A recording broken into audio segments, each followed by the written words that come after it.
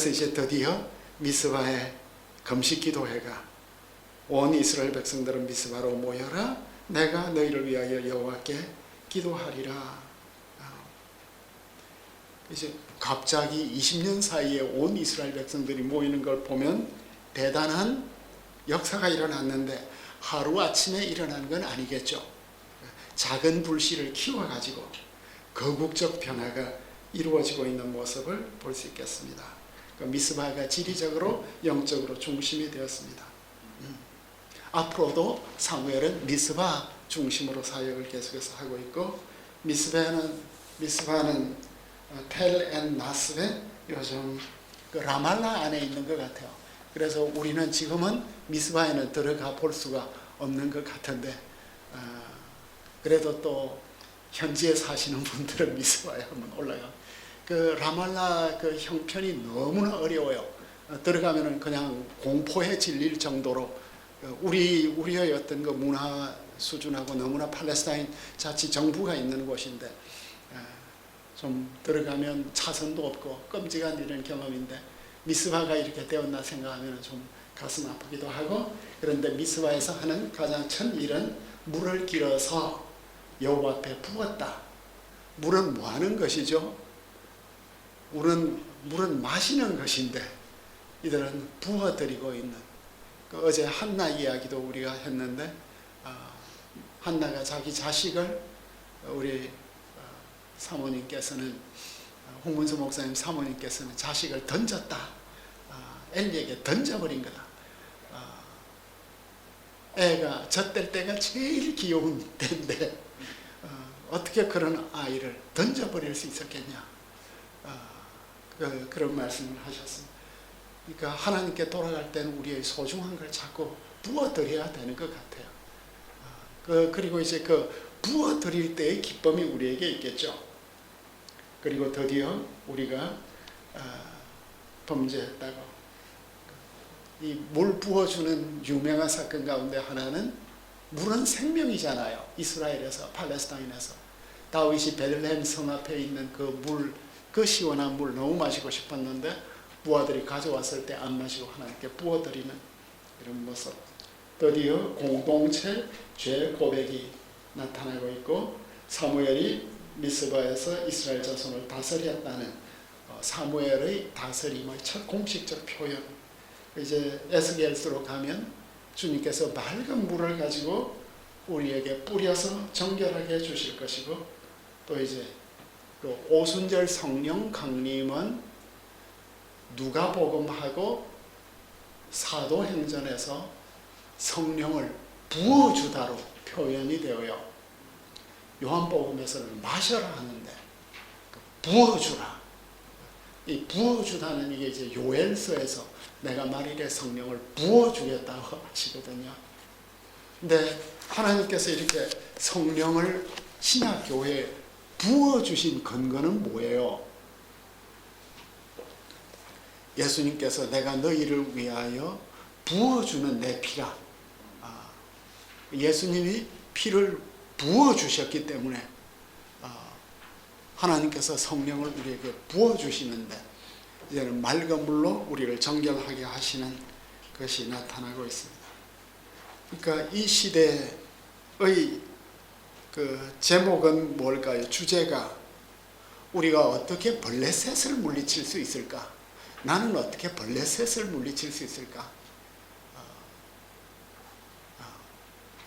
우리 기독교 신앙을 공격하는 이 시대적인 이데올로기를 우리는 어떻게 물리칠 수 있을까? 공부도 해야겠지만 기도 외에는 물리칠 길이 없어요. 그죠? 그래서 기도와 헌신, 이게 이제 미스바 집회의 가장 큰 특징이 되겠습니다. 7절로 이제 넘어가니까 이스라엘이 미스바에 모였다는 소식을 듣고 블레셋 사람들이 또 두려워해요. 그 블레셋 사람들 참 영감 있는 백성들 같아요. 이 기도회 하면 이게 기도회가 무섭구나. 언약궤가 들어오니까 너무나 충격받고, 기도회 한다니까 왜 무서워하죠? 정신계가 변하는 거잖아요. 정신계가. 그 정신이 변하면 모든 문화와 군사와 정치가 변할 테니까. 그리고 블레셋도 정보망이 빠르죠. 굉장히 빨라요. 모든 것들이 다 어디에서 이루어지는. 우리 교회에서 사건이 터지면 제일 먼저 보도하는 곳이 어딘지 아세요? 교회 사건이 터지면 천지일보, 신천지일보. 그러니까 그 교회를 공격하는 네트워크는 너무나 촘촘해요.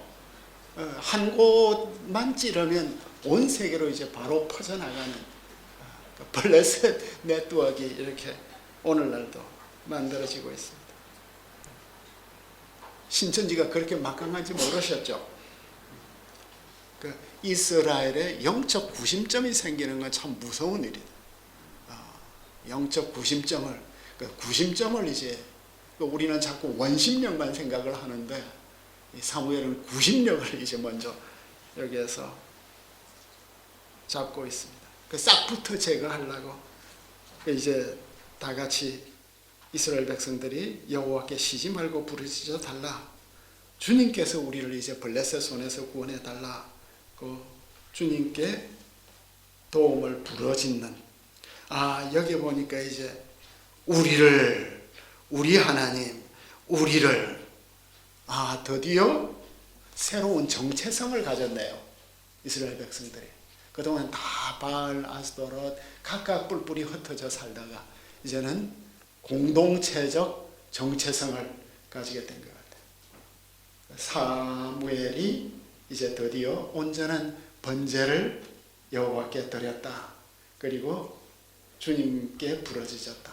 이 번제하면 제가 이제 온전한 번제 하면 또 제 1화가 이제 생각이 나는데, 제가 대학 1학년 때 예수를 믿고 이제 은혜를 받아가지고 갑자기 또 캠퍼스 전도하는 게 뜻이 있을 것 같아서 신학교를 가야 될 것 같아가지고 드디어 신학교를 가고 싶어 하고 우리 범일교회 김갑성 목사님에게 제가 신학교 가고 싶다고 하니까 김 선생은 안 돼.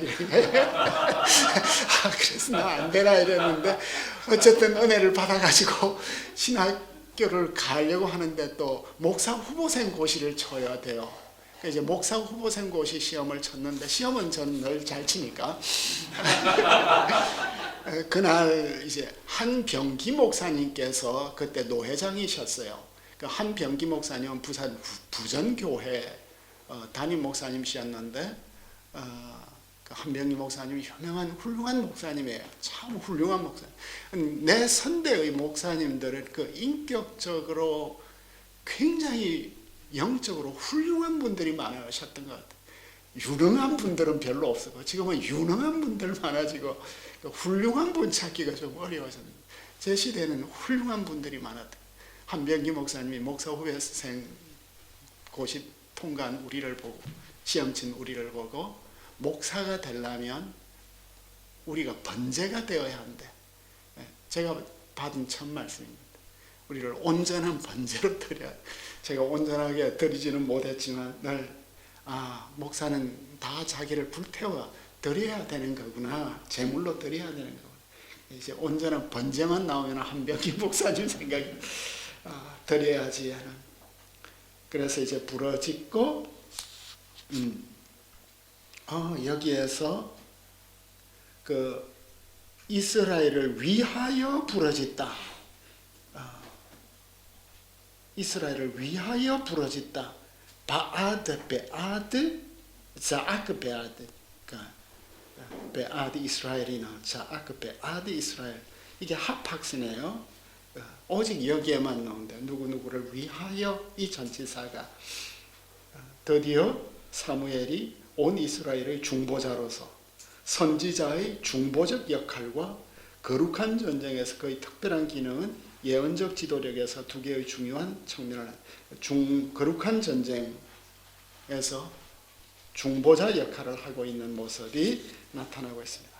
그런데 이제 10절로 이제 넘어가면 10절 요 장면이 참 특별한 장면 같아요. 그죠?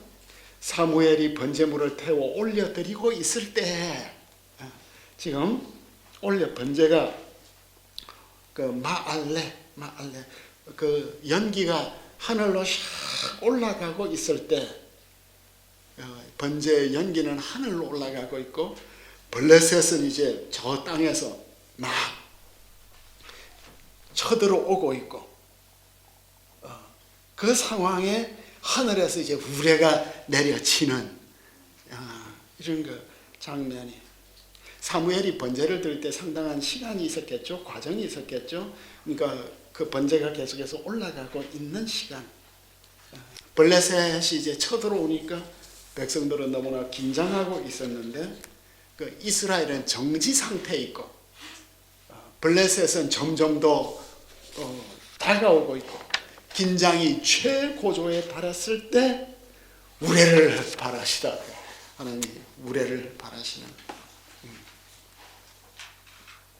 블레셋 군대를 치시는.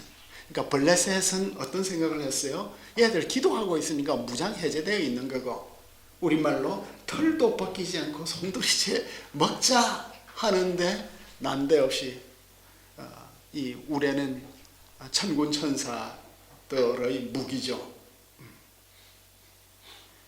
이게 또 한나의 기도가 이렇게 이어질까요? 여호와를 대적하는 자는 산산이 깨어질 것이라 하늘에서 우레로 그들을 치시리로다. 한나는 이걸 바라보았을까요?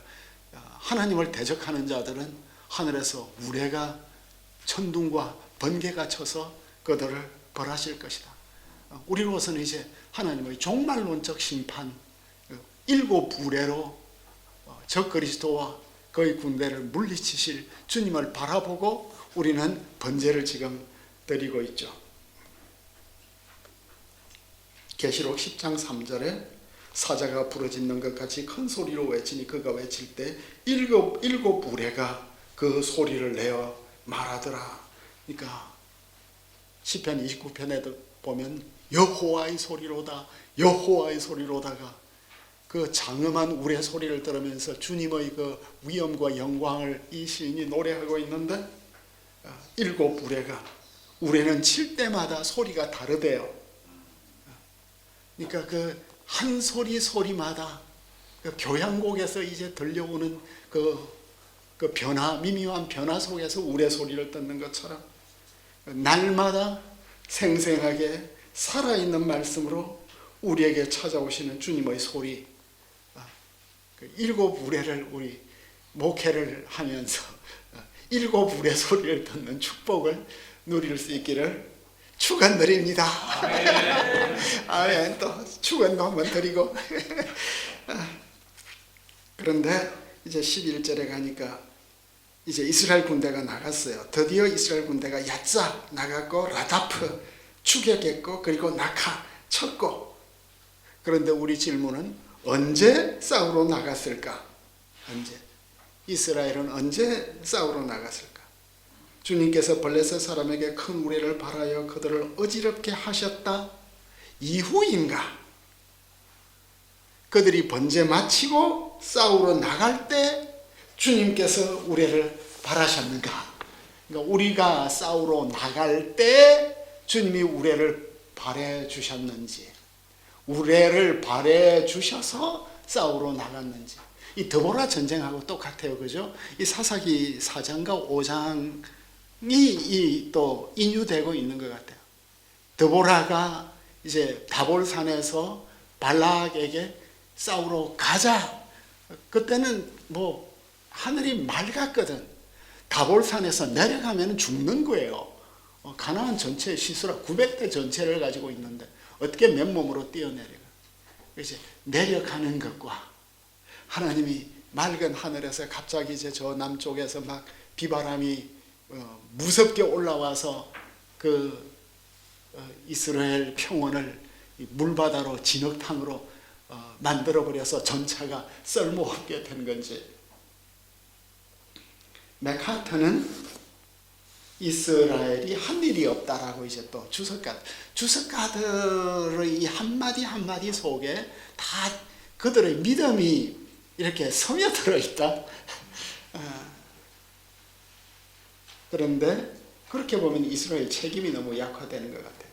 아마 동시에 이루어진 게 아닐까. 이스라엘이 나간 것과 주님이 우리를 바란 것은 동시적이라고 이제 볼 수 있을 것 같고, 그 다음에 이제 드디어 사무엘이 돌을 취하여 미스바와 센 사이에 세워 이르되 그 이름을 에벤에셀이라 하리라. 여호와께서 여기까지 우리를 도우셨다. 이제 에벤에셀에 대해서 우리가 좀 묵상을 하고 넘어가야 될 것 같아요. 그죠? 에벤에셀. 우리가 이제 이런 모임에 오면 그동안 우리에게 주셨던 많은 은혜들을 돌아보죠. 여기까지 우리를 도우셨구나. 이번에는 하나님께서 또 우리에게 새로운 물결을 주신 것 같아요. 아주 우리 군목 목사님, 김대현 목사도 이렇게 젊은 얼굴이 들어오니까 얼마나 기쁜지. 우리 이사님들은 다 이제 관심이 이제 떠난 것 같아. 우리 세미나에. 난 너무 낙심이 됐어. 이 500페이지를 만들었는데 우리 이사들은 다 어디 가고, 이번 집회가 아마 마지막이 아닐까? 이런 생각이 들 정도였어. 그런데, 이거 막판에 하나님께서 이제 새 사람들을 막 보내주시는, 이런, 이게 참, 하나님 분위기를 또 바꾸어 가시나? 오해가 또 있을 것 같기도 하다? 그러니까 우리가 에벤에셀 하면 늘 과거를 돌아보는 것 같아요. 과거도 참 중요해요. 그러니까 우리 기도는 자꾸 우리 소원만 아뢰는데, 우리 기도에서 굉장히 중요한 부분은 하나님이 나를 어떻게 여기까지 인도하셨지? 저도 가끔 생각하면 내가 어떻게 신학자가 되었지? 예수 1세대, 대학 때 예수 믿어가지고 내가 어떻게 유학을 갔지? 4,500불 가지고 내 가족 다 데리고 내가 어떻게 그런 학교에서 공부를 했지? 이게 있을 수 없는 일이야, 사실은. 그리고 제 묵상 가운데 하나, 이제 저는 과거에 하나님께서 나에게 베풀어 주신 은혜를 묵상하는 시간을 많이 가진 적이 있어요.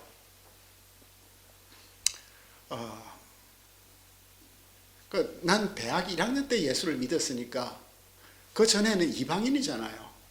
그때 예수님은 내게 어디 계셨을까? 이제 그런 묵상.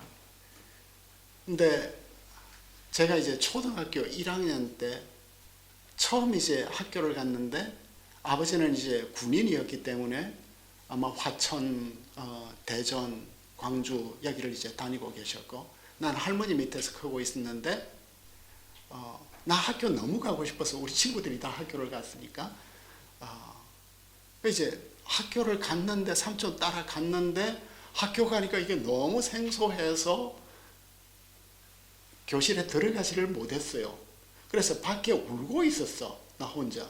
그래서 첫날은 학교 갔다가 돌아오다가 길을 잃을 뻔했고, 그리고 이제 몇 날 동안 못 들어가고 있었는데, 어느 날 선생님이 찾아오셔서 제 담임 선생님이 제 손을 잡고, 정우야, 나는 너의 아빠 친구야.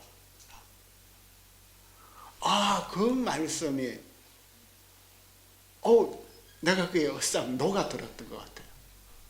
그래서 제 인생에서 참 중요한 선생님이었어요.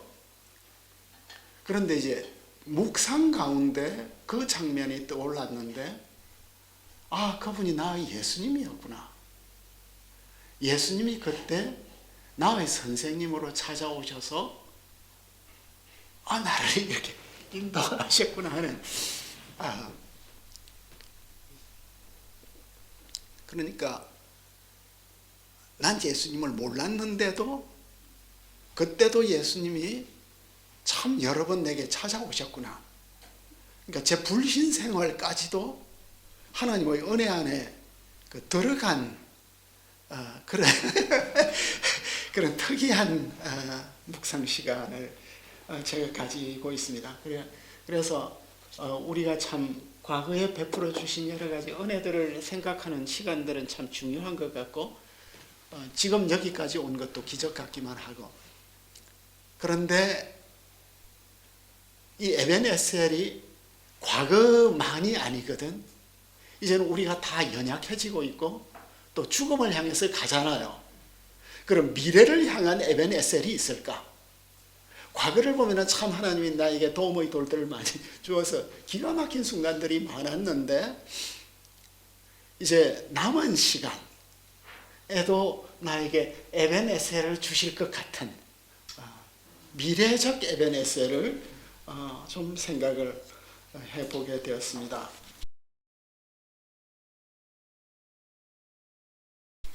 그래서 이제 드디어 에벤에셀에서 기념비를 세우고 그런데 이제 13절에 보니까 사무엘 통치에 대한 개관을 제시하네요.